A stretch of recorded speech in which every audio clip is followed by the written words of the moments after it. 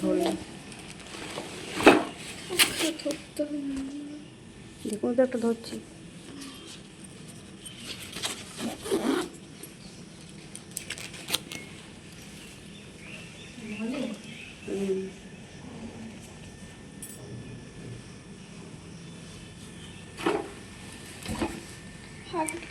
গরম লাগে, হাতলে তখন গরম লাগে, খুলে দিবি না।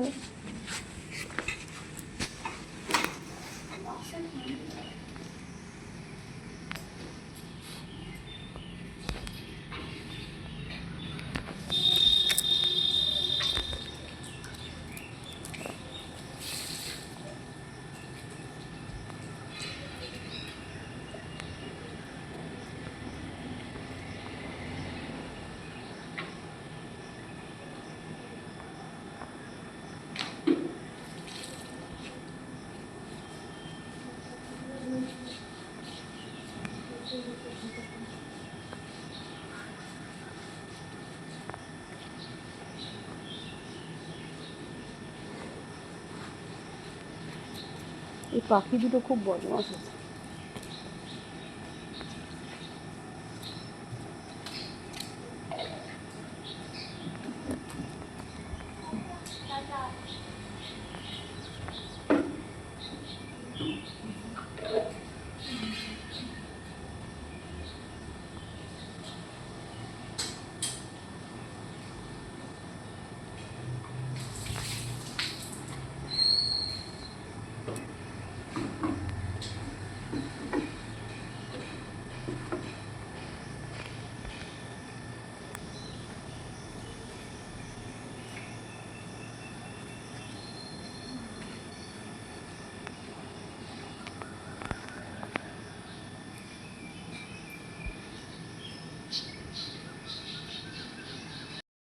Hi friends, good morning.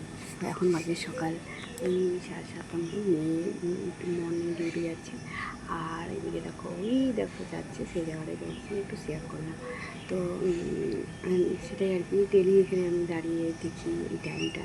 তো বেরোয়।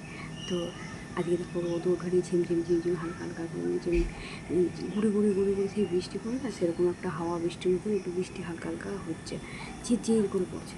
তো যাই হোক, কাজও করতে হবে। তো রান্না বলতে ভাত হয়ে গেছে, সকালে করে দিলাম ভাত। আর রাতের জন্য তো রাতের না, হ্যাঁ রাতেরই, না সরি, দিনের বেলা তরকারি ছিল, সোয়াবিন বাটা দিয়েছিল নিচে ওরা বাড়িওয়ালারা।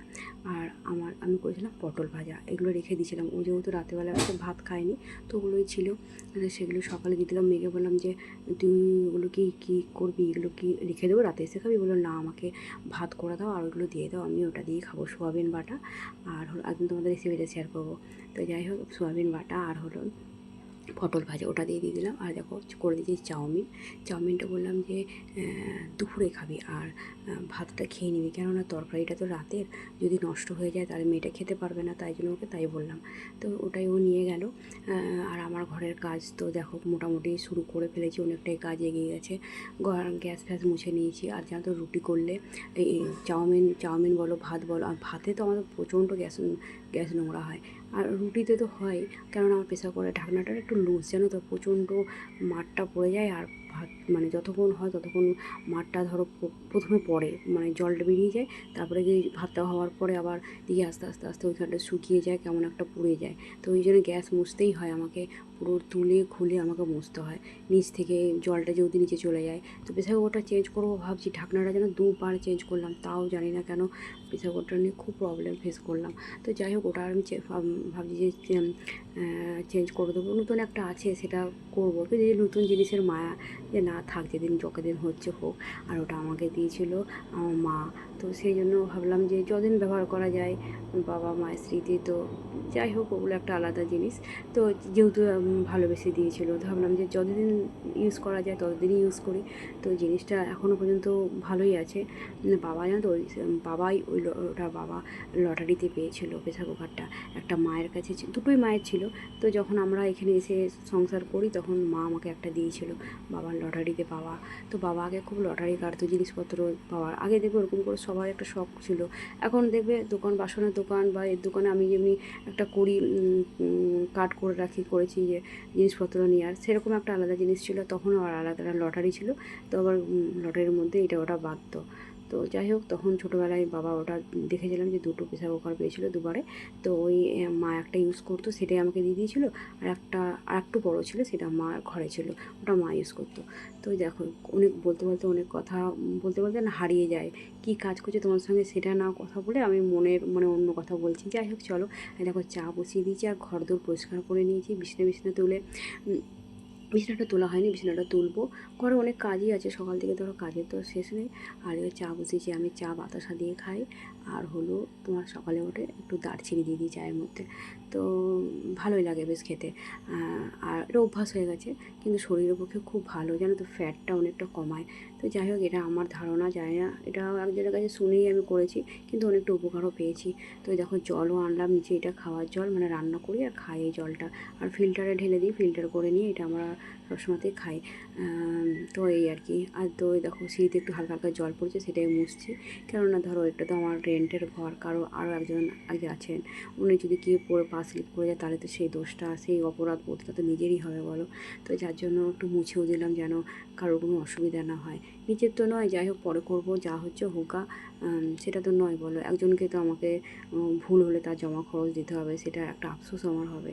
তো যার জন্য এটা আমি মুছে নিলাম। তো যাই হোক চলো, এদিকে সব কাজবাজ করছি, এখনও পর্যন্ত রোদ ওঠেনি দেখো। এবার ঘরের কাজ করতে চলে এলাম, যেটা আর কি পরে করলেও হতো। অন্যদিন জানো তো মেয়ে করে দেয়, কিন্তু আজকে যেহেতু ওর মর্নিং, ও সময় পেলো না, তো তার জন্য। তো এই দেখো মশারিটাও বেশ নোংরা হয়েছে, এটা কাচতে হবে। বর্ষার জন্য না ভয় লাগে কাচতে, যে কে জানে শুকাবে না শুকাবে না। আর আমি যদি বেশি রোদ না ওঠে না, আমার কাচতে একদম ভালো লাগে না, কেমন যেন গন্ধ লাগে আমার, মানে এতটাই মানে মানে সেই জিনিসটাকে ঘৃণা লাগে যে কী বলবো। তো যাই হোক, রোদ উঠলে একদিন কেচে দেবো। আর বিশেষ করে কেন বলো তো, এই যে ফ্যানটা দেখছো না বাইরে, ওই জানলাতে লাগানো আছে, ওই ফ্যানটার জন্যই বেশি করে নোংরা হয়, জানো তো। মানে বাইরের ডাস্টটা টানে, ওই জন্য বেশি নোংরা হয়ে যায় মশারিটা। তো যাই হোক চলো, সংসারের কাজ করতেই হবে।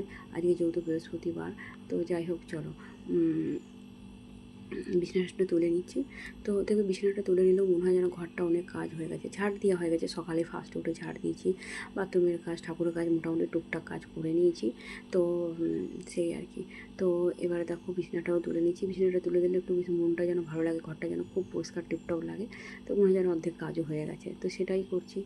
আর এদিকে দেখো বিছানাটা ঝেড়ে নিয়ে আবার যে সজ্জায় টুকটাক কাজ আছে সব কাজগুলো, বাকি সবগুলো কাজ করে ঘরগুলো মুছতে হবে। ঘরটার মুছে নেবো। আর হলো পুজো আছে, টুকটাক কাজও আছে, যে ঠাকুরের জামা কাপড়গুলো চেঞ্জ করব। তো এইগুলো আর কদিন ধরে পরিষ্কার করা হয় না, জানো তো, কাজে কাজে ব্যস্ত থেকে আমি তো দেখো তো কত আর কী বা বলবো তোমাদের, বলতে গেলেই আমার নিজেরকে মনে পড়ে যায়। আর কতবার বলবো, ঠিকই তো, সত্যি এত সমস্যার মধ্যে দিয়ে আমি ব্লগ করি। আমি চাই জানো তো, অনেক ব্লগ রেডি করে রেখে দিয়েছি, যদি পারি তোমার সঙ্গে শেয়ার করবো, তোমরা বুঝতে পারবে যে আমি ব্লগগুলো করি শুধু এডিট না করতে পারার জন্য আমার ব্লগগুলো থেকে যায়। তো এই দেখো, যাই হোক পরিষ্কার করে নিয়েছি ঘরদোর টিপটপ, ঘরটার মোছামুছি পুরো করে নিয়েছি। তো কিছুক্ষণ পরেই তোমাদের সামনে দেখাচ্ছি, তো ঘরটা মুছে একেবারে তোমাদেরকে দেখাচ্ছি। তো বাইরে এখনও হালকা হালকা মনে হচ্ছে রোদ, হালকা একটু দেখা যাচ্ছে। আর বিছানা টিছানা তুলে নিয়ে ঘরটা দেখো একটু পরিষ্কার টিপটপ লাগে। ঘড়িতে টাইম দেখো 8:30 বাজে, 8:30টার মধ্যে সব কাজ হয়ে গেছে। টিফিনও হয়ে গেছে, কিন্তু টিফিনটা এখনও খাইনি, খাবো, টিফিনটাও রেডি। তো দেখি কতক্ষণ টাইম পাই খাবো তারপরে।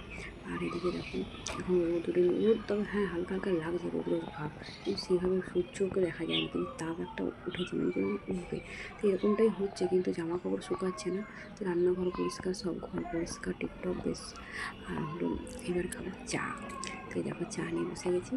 আর আমার এই চায়ের টাইমটাই আমার কাছে একটা বিশাল, আমার নিজের মানে যেন এটা আমার টাইম, সেই মি টাইম, বুঝলে।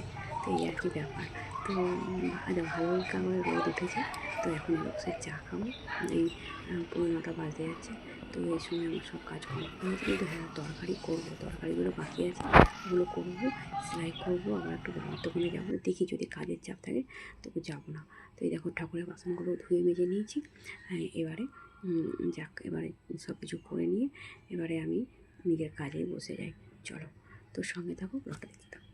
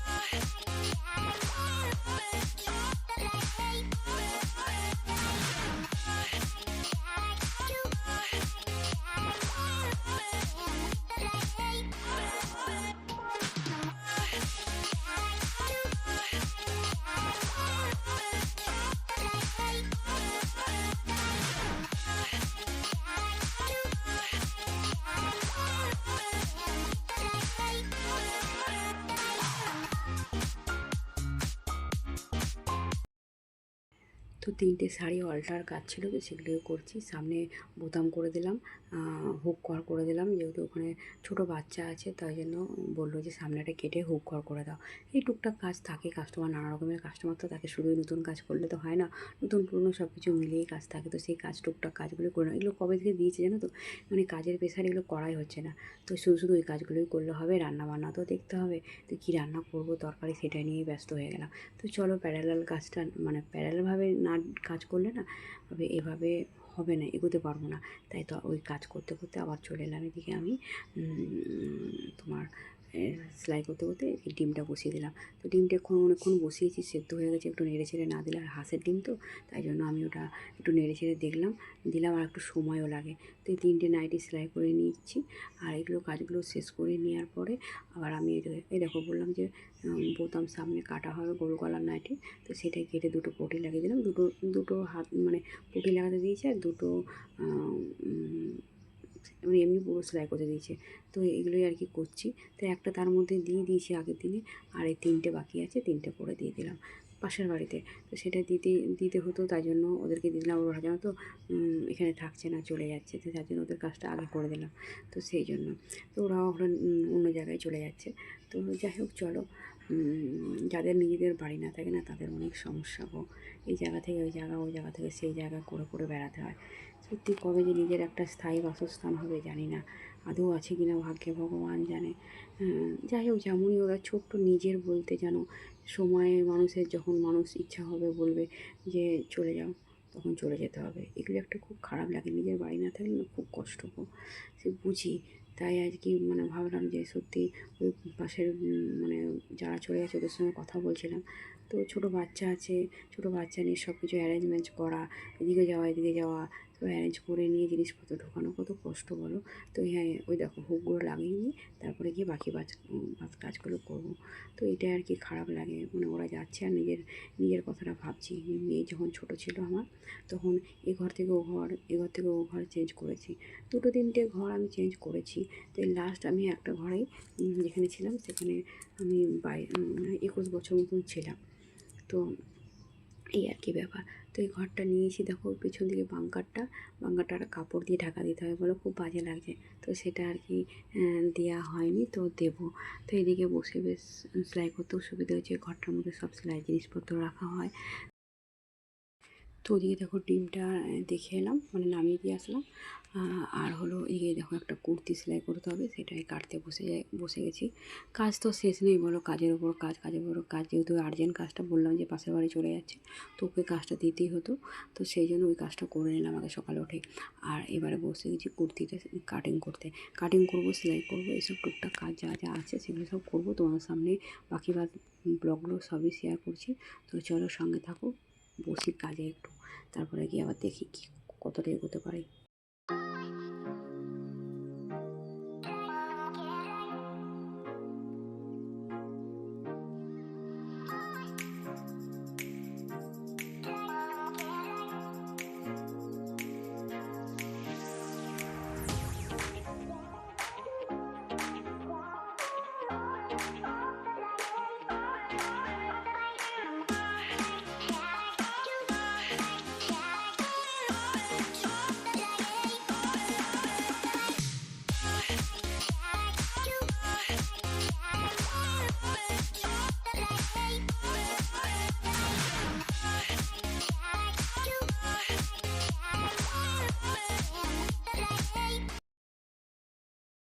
ওদিকে দেখো কাপড়টা কেটে নিলাম, কুর্তিটা কেটে নিয়ে এদিকে এবার দেখো একটু সবজি কাটতে চলে এসেছি।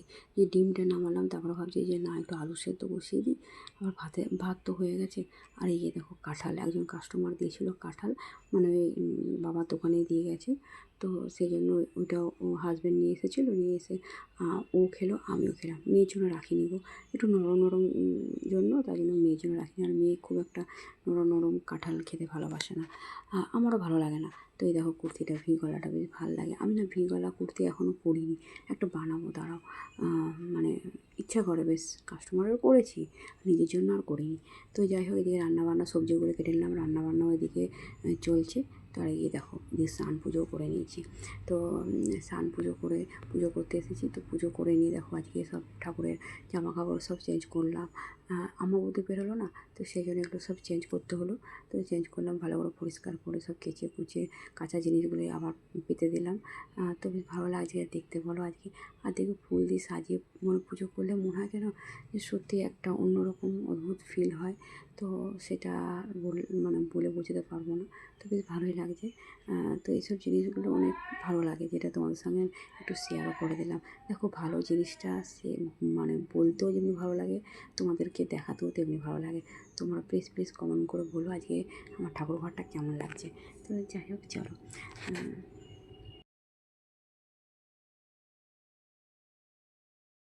তো এই দেখো সব রকম সবজি দিয়ে একটা তরকারি করে দিয়েছি। কাঁঠাল খেলাম না, কাঁঠালের বীজগুলো ওর মধ্যে দিয়ে দিলাম। আমার যে আবার কখন করবো দিয়ে তার মধ্যে আবার হয়তো দিতেই ভুলে যাবো। আর দেখো না কালকে না আমার হাত, কাল না পরশু দিনকে আমার হাতটা না ছ্যাঁকা লেগে গেছে কড়াইয়ে। কেমন দেখো পুরো পুড়ে গেছে স্কিনটা, কিন্তু ফোস্কা পড়েনি, কিন্তু চামড়াটা হালকা করে মানে লাল হয়ে গেছিলো। তারপর আস্তে আস্তে দেখছি একটুখানি কালো কালো ভাব হয়েছে। তো যাই হোক চলো, 2 দিন হয়ে গেল। হ্যাঁ, তো যাই হোক বলছিলাম এই সবজিটা করবো আর একটু মুগ ডাল ভেজে দিয়ে করবো। তো যেটা খেতে খুব টেস্টি লাগে, হাজব্যান্ডের খুব পছন্দ, তো ওটাই করছি। এই মুগ ডালগুলো দেখো ভাজ দিয়ে আবার অন্যদিকে কাজে চলে গেছি। দেখো একটু হালকা লাল লাল হয়ে গেছে। লাল লাল হয়ে গেলে একটু সেদ্ধ হতে সময় লাগে, কিন্তু তোমরা যদি করো না তাহলে একটু হলুদ হলুদ ভাবই রাখবে, একটু ভালো গন্ধও করে, তাতে সেদ্ধ হয়ে যায়। আর এদিকে দেখো সবজিগুলো পাঁচফোড়ন দিয়ে বসিয়ে দিয়েছি, এগুলো ভাজছি। আর ওইটা একটু ভাজার সময় জল ঢালার সময়তে একটু দিয়ে দিয়েছি ওই মুগ ডাল ভাজাটা। তো এই দেখো সব রান্না হয়ে গেছে। আর ফ্রিজে একটু শাক কাটা ছিল, সেটাই করে দিলাম। তো এই আর কি ডিমের ঝোল, হাঁসের ডিমের ঝোল করেছি। আর 5 মিশালি সবজি মুগ ডাল ভাজা দিয়ে করেছি, আর একটু শাক ভাজা। এই হলো আজকের আমাদের লাঞ্চ। তো চলো এটাই আর কি রাতের বেলাতেই হয়ে যাবে আমাদেরও। দেখি রাতের বেলা যদি কিছু দরকার হয় তাহলে করবো, আর নাহলে শাকটা তো মেয়ের জন্য ওই একটু একটু করে সব তরকারি রেখে দেবো, ঝোলও থাকবে, দেখা যাক। আর এই দেখো ভাত তো করাই ছিল, ভাতটা দুজনে মিলে এবার ভাগ করে নেবো। এই আর কি। তো চলো, আর মেয়ের জন্য ভাবছি যে একটু ভাত রেখে দেবো, যেহেতু রাতেরবেলা খাবে। আর এই দেখো চলে এসেছি অনেকটা টাইম পর, একদম রাতে।